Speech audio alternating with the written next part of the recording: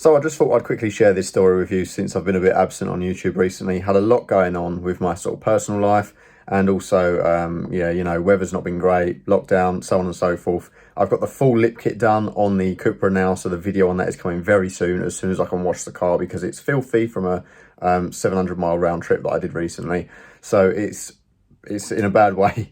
So I need to get that sorted before I do a proper video on it. And there's lots more to come as well. But I thought I'd just fill you in about something that's been going on. So thanks for bearing with over the last couple of months while uploads have been a bit scarce. So it's a lovely sunny day today, but let me take you back to when we had a little bit of snow here in the UK.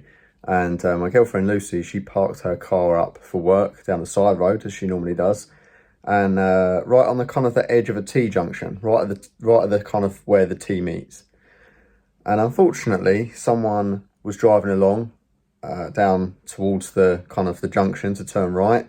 Someone who actually lived on the road, and they went a bit too fast in the ice. Wasn't a very well gritted road at all, and they completely ran out of talent and T-boned the side of Lucy's car and wrote it off. So you can see here the extent of the damage. The car had gone into the rear quarter, so that whole panel is completely dented and scraped up. It's impacted the wheel on that side and crushed it into the curb, so the rear axle pretty much had snapped. All of the suspension components and that were kind of bended and twisted. So everything, kind of the rear alignment was way out. You can see there that is not how it's supposed to look in any realm.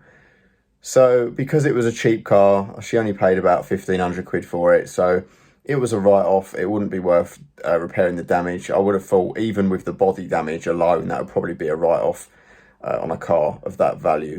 So yeah, I've got to say, I was actually going to do a video on this car. It's a 2008 Micra convertible, only a 1.4, but it was such a great first car for her. It was an ideal little first car. I think it's a hideous little machine, but it was really reliable. It was well kitted out. It had a lot of equipment on it. It had heated seats, it had sat-nav, premium sound system, all sorts of stuff. And being a hardtop convertible, it wasn't too bad on the water leak front either, unlike my Saab. And yeah, I just got to say, it was a great first car for her. Very affordable, very cheap to run, very reliable, and a great image for a girl's first car. So the replacement for Lucy's Micra CC is here. Nothing too fast or fancy. She needed to keep insurance costs down, but we went for something that looks a lot nicer and just generally is a bit of a nicer car. So we'll do some videos on that very soon. So let me just take you back to shortly after the accident when we first got Lucy's courtesy car. Right, so you guys know how I had the Hyundai as my courtesy car a few weeks back. So I want you to guess, without cheating, in the comments below right now, what do you think I'm sat in? What do you think Lucy got as her courtesy car? And then we're going to do the grand reveal in a few seconds.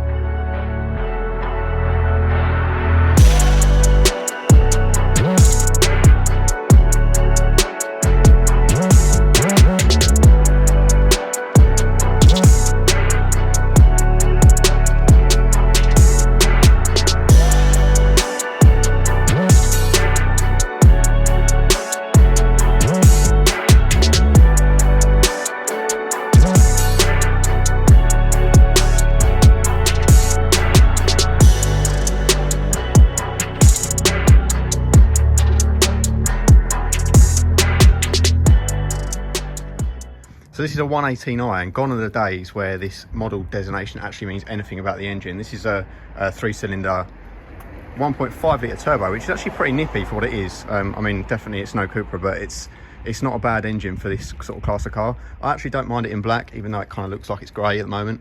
I've always thought these look a bit like an MPV, like in other colours, so I'm not too keen on them. But I mean, it's one hell of a courtesy car, let's be fair, in an M Sport configuration as well. So you get all of these sort of diffuser and scoops and everything. I mean, this doesn't pass the stick test, it's all fake, but what can you do? Nice alloys, and they've actually spec'd it pretty well as well, even though it's a manual, which is a weird configuration to have for a car like this. It's got the sort of upgraded iDrive, and it's got Dakota black leather and all that kind of stuff, so quite impressive.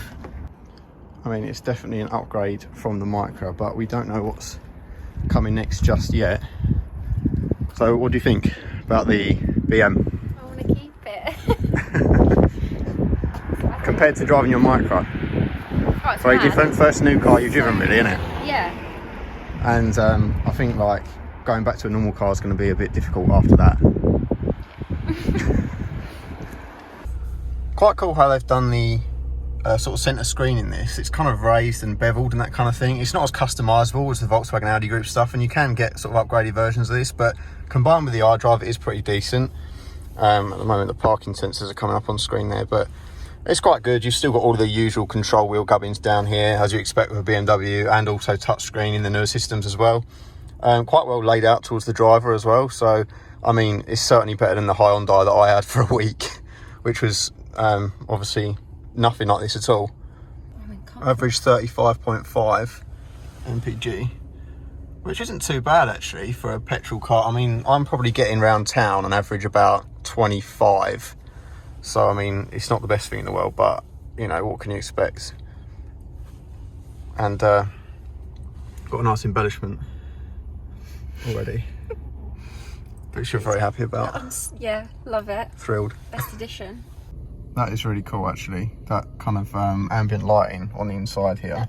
Oh, you have a picture of it. Actually, I can't really see that because of the reflection, but you get the idea anyway. It's pretty cool for ambient lighting. Definitely very, very modern.